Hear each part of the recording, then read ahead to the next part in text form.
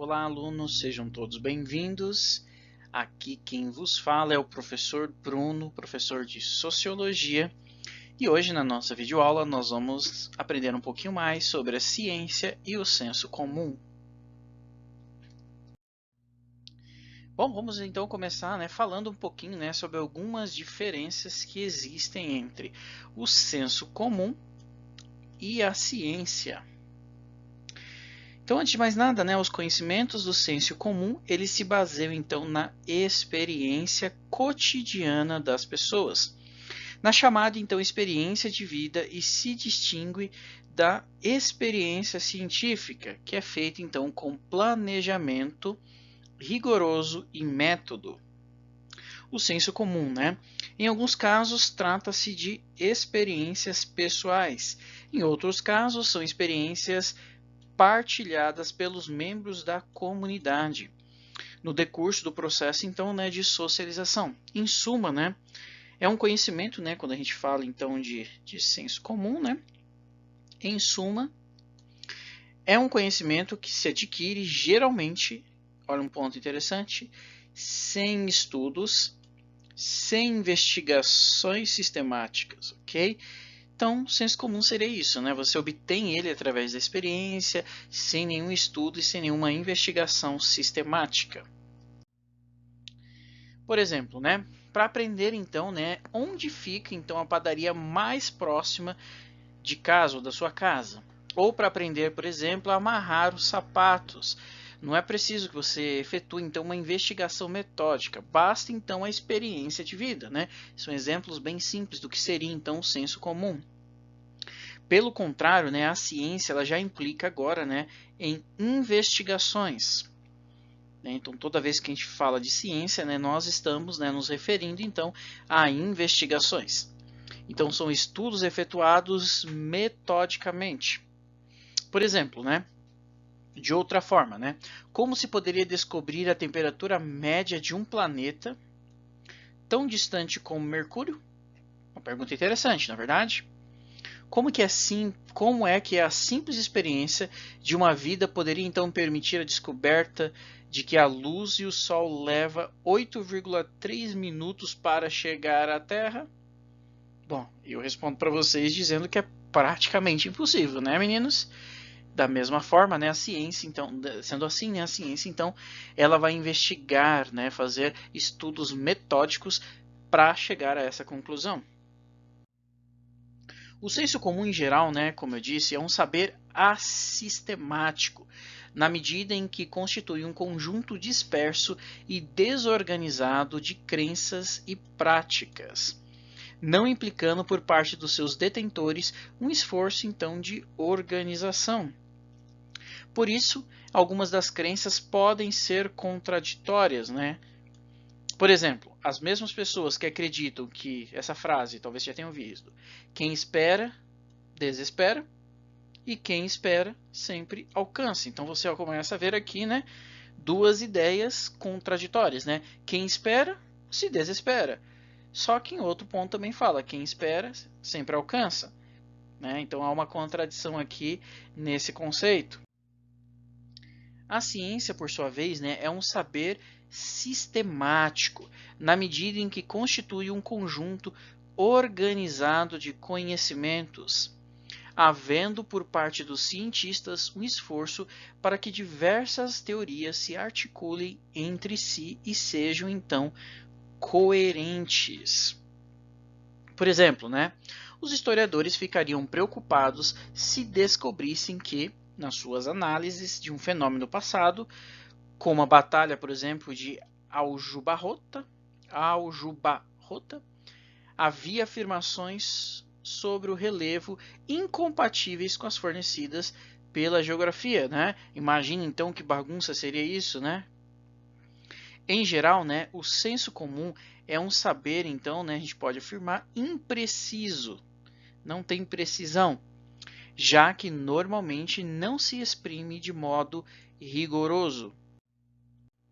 Também podemos afirmar que o senso comum pode ser chamado de superficial, um saber superficial, porque se conhece os próprios fenômenos, mas muitas vezes desconhecem-se as suas causas verdadeiras, constatam-se formas de agir, mas não se tem um método, né? O que seria isso, né?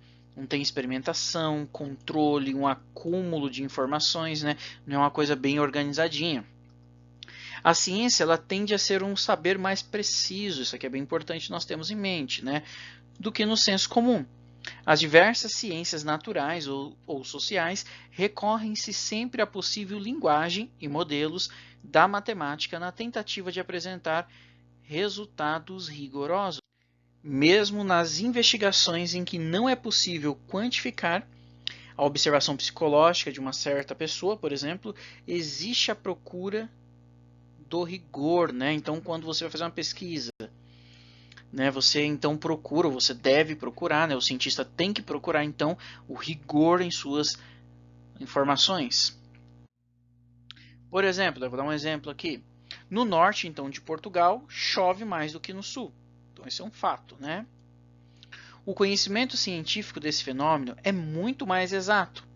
Então, no mês de janeiro, né, de 2013, a precipitação em Faro situou-se entre 20 e os 40 milímetros, enquanto no mesmo período no Porto situou-se, né, entre 350 a 400 milímetros, de acordo então com o Instituto de Meteorologia. Né? Então você começa a ver aqui que foi algo bem preciso, né? Não se chegou a essa conclusão só porque alguém acreditava que isso acontecia. Né? Houve um rigor científico, foi lá, constatou-se então as medidas, comparou-se ela e verificou-se então e chegou à conclusão, né, que chove mais nesta região então do Porto, não é isso? A ciência, né, nós podemos dizer também que ela é um saber mais aprofundado, né? Uma vez que ela procura descobrir a causa dos fenômenos, não se contentando, né, apenas em constatar a realidade. Por exemplo, né, sabe-se então que o caju, né, desbota a roupa. Mas, né, um químico sabe explicar por que isso acontece. Né? Então, o saber comum vai dizer, não, o caju ele desbota a roupa. Mas por que isso acontece? Entra a ciência, então, para explicar. O senso comum, então, nós podemos afirmar, né, diante do que nós estamos conversando, que é um saber de caráter, então, mais subjetivo. Ou, né, se você quiser assim chamar, de pessoal, do que o conhecimento científico, pois a sua aquisição está mais relacionada com a experiência imediata, né, ou a experiência cotidiana. E é influenciado também pela época histórica, esse é um ponto legal, pela cultura, pelos grupos sociais a que pertence, pelo meio ambiente em que vive, pela idade, profissão, personalidade, entre outros fatores.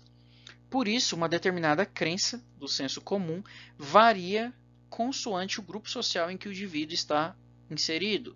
Seja como for, não são partilhadas por todos, olha que interessante, por todos os seres humanos, ou seja, não possui um caráter universal.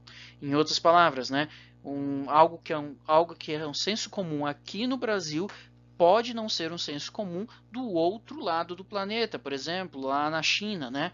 Então, assim, nós temos essas diferenças no senso comum, ele não é universal. Então, né, vou dar mais alguns exemplos aqui para que você consiga entender. Por exemplo, né, chá de boldo cura problemas no fígado. Né? Então, esse é algo que para, né, um senso comum que existe. Né? Então, pensa comigo, né, quando uma pessoa então reclama de dores no fígado, é comum alguém dizer, né, que ela pode tomar um chá de boldo que logo a dor vai passar. Essa então é a receita, né, usada pelos antigos e foi repassada de geração em geração sem que as pessoas soubessem que de fato, né, olha que interessante, o princípio ativo do boldo e seu efeito nas doenças hepáticas, né? Então, né, essa aqui foi uma receita, né? Então tá com problema de fígado, tome então o boldo. Mas as pessoas não se preocupem em saber, né, o princípio ativo, né, do boldo e o seu efeito nas doenças hepáticas. Um outro exemplo, né? Em time que está ganhando, não se mexe. E eu acho que você já deve ter ouvido muito essa frase, se você, né, está numa empresa, ou até mesmo num time de futebol mesmo, né? Você já deve ter ouvido falar isso, né? Em time que não se ganha, ou melhor, em time que está ganhando, não se mexe. Mas essa frase, né, ela é usada em inúmeras situações. E significa, né, o pensamento de que não se deve alterar condições de algo que está funcionando corretamente.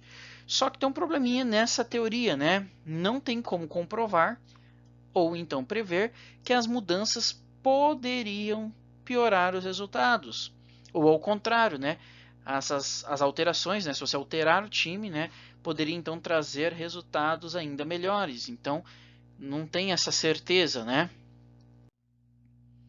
Por isso que nós dizemos, né? A ciência, pelo contrário, procura idealmente alcançar um saber objetivo.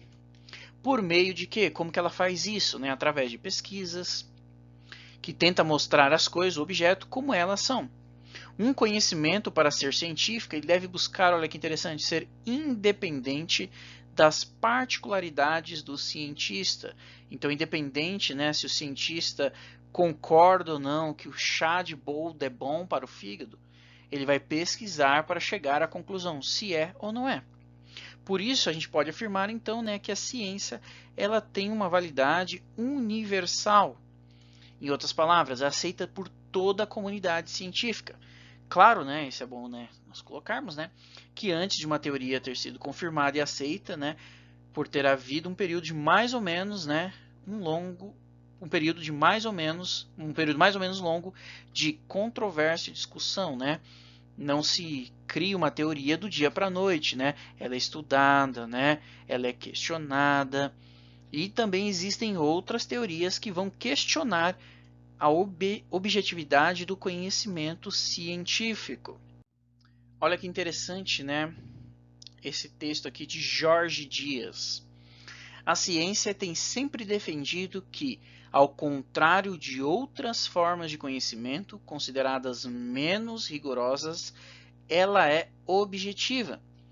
Não depende de quem faz, de quem mede ou de quem segue a demonstração.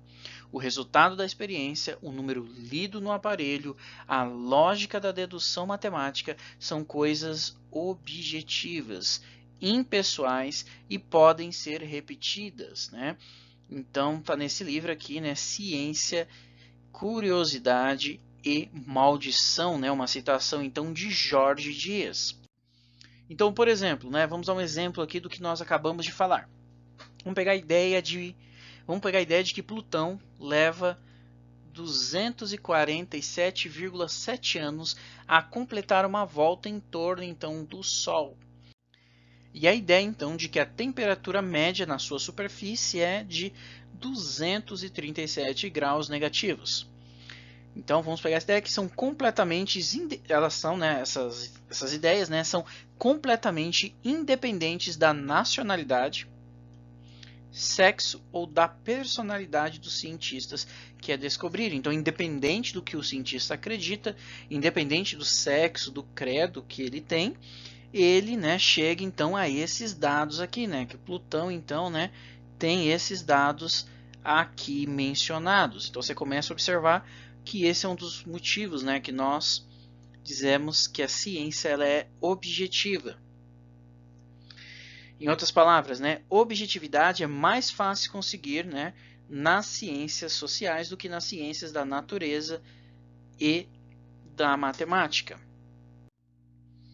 Um conhecimento, né, para ser considerado científico, né, ele tem que ser testável.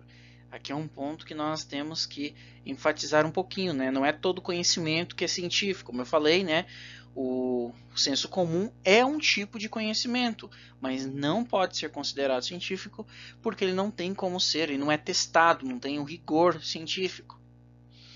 Né? Em outras palavras, é possível então confrontar a teoria com os fatos, pô-los à prova através de experiências exigentes e rigorosas, de modo a averiguar se são ou não falsas.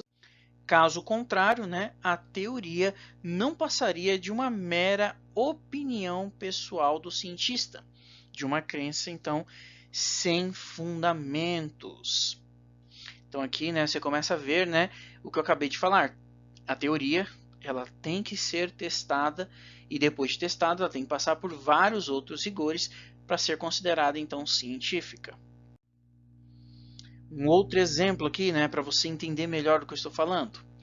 Quando o astrônomo, né, Thobaugh, anunciou então em 1930 a descoberta de Plutão, as suas observações tiveram que ser, olha, repetidas e confirmadas. Ou seja, esse cidadão aqui, né, ele não simplesmente falou, achei um planeta e aquilo passou a ser verdade universal. Outras pessoas tiveram que repetir e confirmar o seu feito. Né? E esses astrônomos, então, né, os outros astrônomos foram lá então para confirmar. E recentemente os cientistas resolveram então, né, que Plutão não é mais um planeta, isso mesmo, né? Então, né, o Thobaugh, né, ele achou esse planeta, descobriu em 1930, né? Outros também confirmaram que poderia ser um planeta e mais adiante, depois, agora recentemente, né, decidiu-se então que Plutão não tem as características, né, de um planeta. E isso demonstra o quê? A dinamicidade do conhecimento científico, né? Então existe essa dinâmica, né? Um saber, né, científico hoje, ele pode ser analisado, reanalisado e chegar a conclusões diferentes ou até mesmo complementá-lo. Por outro lado, né, quando a gente fala então do senso comum, não existe a preocupação constante de testar as crenças. Perceber-se-á melhor quando se explicar outra característica do senso comum, que é o fato de se constituir geralmente como um saber acrítico. E mais à frente, depois nós vamos falar sobre isso. Então, o senso comum ele tende, né, como eu falei, a ser um saber acrítico. O que seria isso, né, professor? Significa então que ele não é refletido, não é examinado. É compreensível que assim seja, pois trata-se de saberes cuja aprendizagem é informal. Aprende-se à medida que se vai vivendo e tendo experiências. Aprende-se vendo, ouvindo, imitando os outros. Muitas vezes essa aprendizagem é inconsciente. As pessoas não têm noção então de que estão aprendendo, mas vão interiorizando crenças, costumes, saberes práticos, entre outros. Tanto podem aprender crenças verdadeiras, né, como crenças falsas e injustificáveis, né, conhecidas como superstições. De resto, essa atitude acrítica não tem a ver com todas as características do senso comum aqui referidas. O que nós temos que ter em mente, né? Então, por isso que o senso comum é acrítico, né? As pessoas elas não refletem, elas não examinam, né? Então, você ouve, né, a frase, né? Em time que está ganhando não se mexe, mas você não vai analisar, você não pesquisa, né? Você aprende aquilo, né, de maneira informal, vendo, ouvindo, né? Muitas vezes você ouviu sua avó dizendo que o boldo, né, cura. E então você não busca aquilo, você simplesmente vai reproduzindo, e então, e isso acaba se tornando então o senso comum. E por isso então que ele é acrítico, né? Não refletido, não examinado. Vou dar um exemplo, né, que bem simplesinho, outro exemplo, né? Algumas crianças observam muitas vezes os pais e outros adultos deixarem lixo no chão e aprendem a fazer o mesmo e interiorizam a ideia de que esse comportamento é correto, né? Então, uma criança, né, ela vê então, né, que os adultos jogam então, né, lixo no chão. E o tempo vai passando, né, ela não reflete a respeito daquilo, e ela vai achando então que jogar lixo no chão é algo normal. Outras crianças, talvez até em menor número, observam que muitas vezes os pais e outros adultos deixam lixo no lixeiro e aprendem a fazer o mesmo e interiorizam a ideia de que esse comportamento é correto. Então, ó, aqui nós temos então uma criança jogando o lixo na lixeira, que é o correto, né? Então, na maior parte dos casos, tanto umas como as outras realizam essas aprendizagens. Opa, deixa eu melhorar isso aqui, né? Sem refletir, discutir e limitam-se apenas a imitar. interpretar, ou seja, aprendem acriticamente. Você conseguiu agora então compreender com esses exemplos o que é uma aprendizagem acrítica?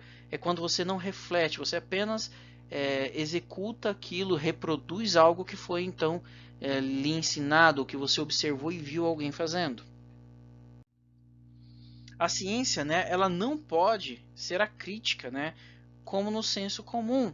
Pelo contrário, ela necessita de uma atitude crítica por parte dos cientistas. Ou seja, para fazer ciência é preciso refletir e ter uma preocupação permanente com a fundamentação das ideias. Os cientistas devem ter essa atitude crítica relativamente às suas próprias ideias e relativamente às ideias dos outros. De resto, essa atitude crítica tem a ver com todas as características da ciência aqui referidas. Então, pense nisso, né? Um cientista, né? Ele tem que ter o olhar crítico sobre o seu experimento e também sobre dos demais. Ele não pode apenas reproduzir aquilo que lhe é passado. Ele tem que questionar, tem que verificar, tem que conferir se realmente aquilo é ou não, né, verídico, fato. Um exemplo, né? Então, um exemplo, né? Digamos que um cientista, né? Vamos tomar como exemplo um cientista queira publicar então um artigo científico numa revista, ele vai ter que submeter esse artigo a um processo de avaliação, que costuma ser chamado de referencing. Ou seja, né, o artigo ele tem que ser lido por especialistas da área, né? O nome destes não é divulgado e estes também não sabem o nome de quem é o autor do artigo, para que a crítica possa ser o mais livre e imparcial. Então, supondo você, né, meu pequeno gafanhoto, vai escrever um artigo para uma revista científica, por exemplo, na área de medicina, né, na área da saúde. Alguns especialistas vão ler então aquele artigo e vão dar a sua opinião sobre ele, vão analisar aquele conteúdo e vão então tecer as suas críticas, tá certo? Então esse aqui é um exemplo para você entender o que nós estamos falando. Então, né, o conhecimento do senso comum é obtido, como eu já disse, né, geralmente pelas observações realizadas pelos sentidos. Tem uma letra da música que eu gosto bastante dela, que eu vou mostrar aqui para vocês, né? É de Van Lins e Vitor Martins. Olha o que ele diz. Daquilo que eu sei, nem tudo me deu clareza, nem tudo foi permitido, nem tudo foi concebido. Daquilo que eu sei, nem tudo foi proibido, nem tudo me foi possível, nem tudo me deu certeza. Não fechei os olhos, não tapei os ouvidos, cheirei, toquei, provei. Ah, eu usei todos os sentidos, só não lavei as mãos, e é por isso que eu me sinto cada vez mais limpo, né? Então essa letra dessa música acaba ilustrando e caindo bem, né, naquilo que nós estamos estudando aqui. Então, né, já quase finalizando, né? Há, pois, então uma grande diferença entre certezas cotidianas e o conhecimento científico. Diríamos então, né, já indo para as partes finais, que o senso comum não tem por objetivo e por isso, né, não se caracteriza pela investigação, pelo questionamento, ao contrário então da ciência. Fica no imediato das coisas, né? É dito então pelas circunstâncias, permeado pelas opiniões, emoções e valores de quem produz, né? Quem ama o feio, bonito lhe parece. Nossa amiga que rouba é cleptomaníaca. O trombadinho é um ladrão marginal, né? Então são palavras ditas no calor da emoção, né? Sem meditar nelas. Já o conhecimento científico, então, né, desconfia de nossas certezas, de nossa adesão imediata às coisas, da ausência de crítica. Onde o senso comum vê muitas vezes fatos e acontecimentos, o conhecimento científico vai ver, então, problemas e hipóteses. Em busca de leis gerais para os fenômenos, por exemplo, né, a queda dos corpos é explicada pela lei da gravidade. Não acredita em milagres. mas acredita na regularidade, na constância, na frequência dos fenômenos.